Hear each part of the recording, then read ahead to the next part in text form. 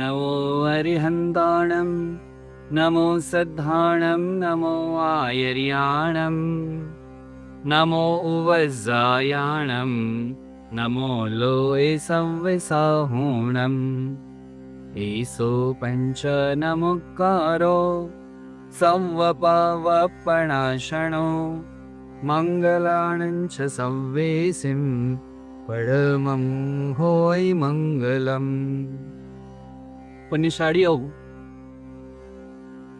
વર્તમાન કાળની અંદર જેટલા પણ ધર્મી જીવો છે, ધર્મ આરાધના કરી રહેલા એ પુણ્યાત્માઓ છે, એમના આપણે સામાન્યતયા બે પ્રકાર જોઈ શકીએ. પહેલા નંબરે એવા જીવો જે ઈચ્છાનો ધર્મ કરે. ઈચ્છાનો ધર્મ એટલે શું? મનમાં ઈચ્છા થઈ કે આ વખતે મારે અઠાઈ કરવી છે અને કરી લીધી. મનમાં ઈચ્છા થઈ આ વખતે મારે આ આરાધના કરવી છે એટલે કરી લીધી. મનમાં ઈચ્છા થઈ આ વખતે મારે આ તીર્થે જવું છે અને જઈ આવ્યા. તો જે મનમાં આવ્યું અથવા જે મનને સૂઝ્યું અથવા જે મનને ગમ્યું એ કર્યું, એ આરાધના કરી, એ ધર્મ ક્રિયા કરી, એ અનુષ્ઠાન કર્યું, એને કહેવાય ઈચ્છાનો ધર્મ. અને ધર્મી જીવોનો બીજો પ્રકાર છે આજ્ઞાનો ધર્મ કરવા વાળા. બહુ કઠણ છે. પહેલું હજી કદાચ સરળ હોઈ શકે, પણ બીજું તો અતિ કઠણ છે. કારણ પહેલું સરળ એ માટે છે કે આ તો મન છે અને મનની અંદર ભાવ જાગી ગયો, ઈચ્છા જાગી ગઈ અને આરાધના કરી લીધી, એટલે મનનું ધાર્યું કર્યું, એટલે એમાં અહંકારનો ઘાત થતો નથી. એટલે ધર્મ તો થયો, લાભનું કારણ પણ બનશે, પણ જે અતિ માત્રામાં, વિપુલ માત્રામાં જે નિર્જરા થવી જોઈએ, મોક્ષ નજદીક થઈ જવો જોઈએ ને, એવો એકદમ નહીં થાય. એનું કારણ એ છે કે મન ત્યાં જીવંત રહ્યું છે. મનનું ધાર્યું આપણે કર્યું છે, આપણું ધાર્યું આપણે કર્યું છે. એટલે અહીં ધર્મ આરાધના આવી તો ભૂતકાળના અનંતા ભવોમાં અનંતી વાર કરી છે. પોતાનું ધાર્યું કર્યું, પોતાનું ગમ્યું એ કર્યું, પોતાને રૂચ્યું કે જચ્યું એ કર્યું, અને આ દરેકની અંદર આપણે મનને આધીન રહ્યા છીએ. હવે મનને આધીન રહ્યા એટલે મન જેમ નચાવ્યું તેમ આપણે નાચ્યા. હા, એટલું સારું થયું કે આપણે સારું કર્યું, ખરાબ નહીં કર્યું, ખોટું નથી કર્યું, ધર્મની આરાધના કરી છે. પણ આખર તો મનને તાબે રહ્યા છીએ, એટલે આપણા ઉપર મનનો કંટ્રોલ રહ્યો. હવે જ્ઞાની ભગવાન તો એમ કહે છે કે મનનો કંટ્રોલ આપણા ઉપર નથી રાખવાનો, આપણને તો દરેક સાધકે તો મનો વિજય કરવાનું લક્ષ્ય રાખવાનું છે, મનને જીતવાનું છે. 5 ઇન્દ્રિયો અને છઠ્ઠું મન, એટલે એને જીતવાના પ્રયત્ન કરવાના છે. એને તો જૈન કહેવાય કે જે પોતાની 5 ઇન્દ્રિયોને અને છઠ્ઠા મનને જીતવાનો પ્રયત્ન કરે, એને જૈન કહેવાય. તો અહીં આપણે મનનું માન્યું કર્યું, એટલે મનના આપણે આધીન રહ્યા, મનના આપણે ગુલામ રહ્યા. મન જીતાયું નહીં, નો ડાઉટ. શ્રેષ્ઠ કર્યું, સારું કર્યું એટલે એનું સારું લાભ, સારું ફળ તો મળે. પણ જે મોક્ષ જોઈતો હોય ને, તો મનો વિજય કરવો અત્યંત અનિવાર્ય છે, આવશ્યક છે. મન ક્યારે જીતાય? જ્યારે અહંકારનો વિજય થાય, મનનો વિજય થાય ત્યારે કામ થાય. તો એ કેવી રીતે થાય? મન ક્યારે જીતાય કે જ્યારે આ ઈચ્છાનો ધર્મ નહીં, મારા મનમાં આવશે એમ કરીશ, મને દેરાસર જવાનું મન થશે તો જઈશ. વર્તમાનની યુવા પેઢી આવો જવાબ આપતી સાંભળવા મળે છે. ત્યારે આજ્ઞાનો ધર્મ એટલે શું?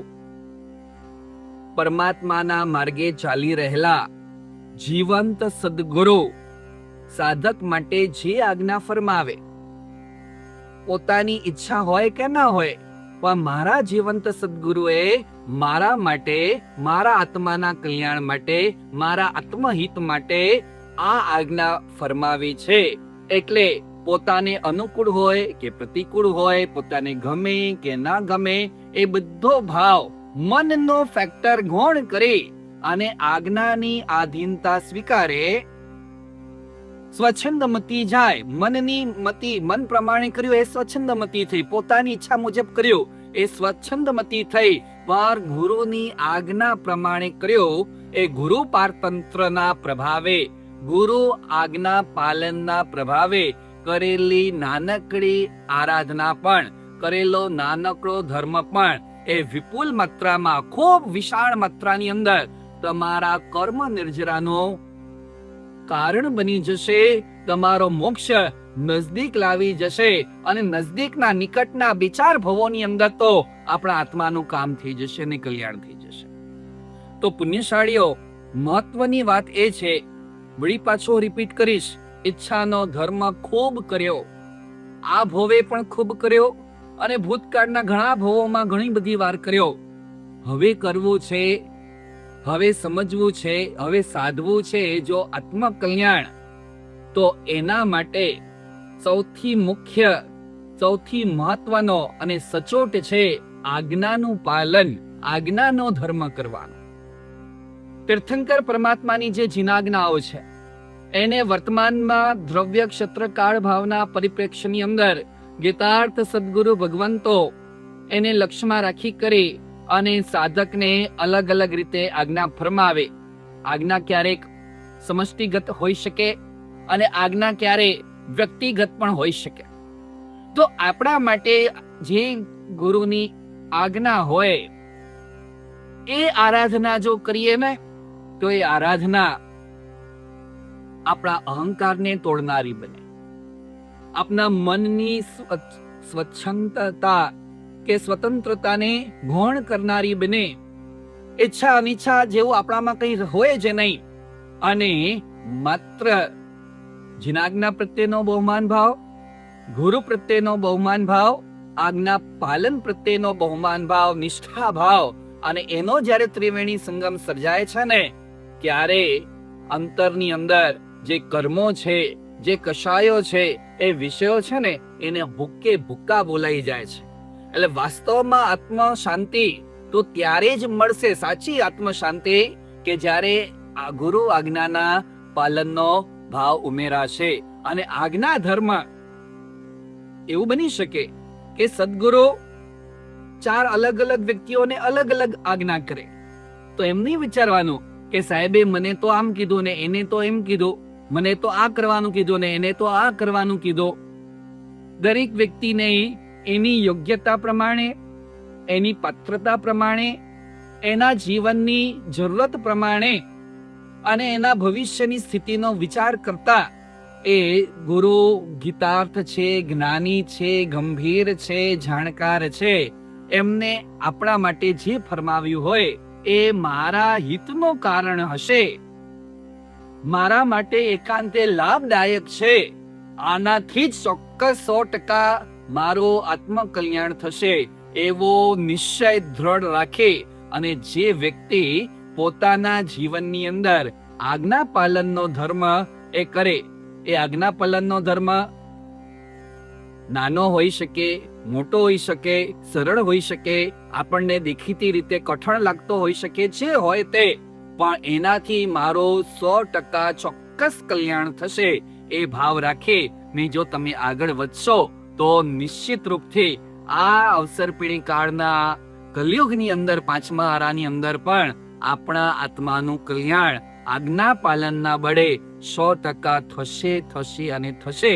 બસ આપણે દ્રઢ સંકલ્પી બનીએ, દ્રઢ નિશ્ચય બની સદગુરુની આજ્ઞા મારા માટે શું રહેલી છે અને એને હું વધુમાં વધુ સારી રીતે કેમ પાળી અને મારા સદગુરુને, મારા પ્રભુને હું કેમ પ્રસન્ન રાખી શકો અને એથી હું મારા કર્મની કેમ નિર્જરા કરી શકો, એ લક્ષ્ય રાખી અને ખૂબ આગળ વધજો.